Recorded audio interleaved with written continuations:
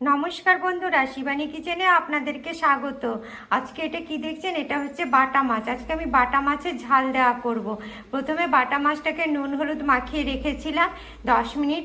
এবার এই দেখুন লেবুর রস দিয়ে দিচ্ছি। এবার লেবুর রসে এটা পুরো মাখিয়ে নেব।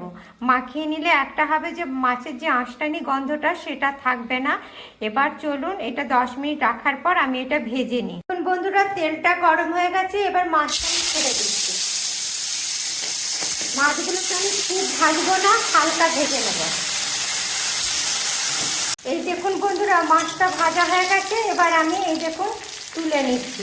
আপনারা প্রথমে মাছটা এইভাবে ভেজে নেবেন, এতে খুব বেশি তেল লাগে না।